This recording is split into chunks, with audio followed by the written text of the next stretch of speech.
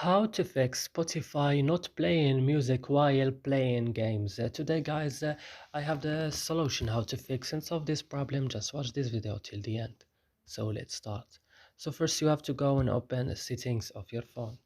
Then you have to go directly to apps or applications, and here you will find all the applications that you have on your phone. So you will search just for Spotify.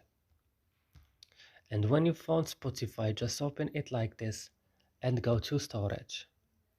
On storage, go to the last button, clear data, and click OK, and go back and click on force stop and click OK. And the last thing is going to Play Store and updating your Spotify again. And that's it. I hope this video is helpful for you. Do not forget to like and subscribe in our channel. See you in another video.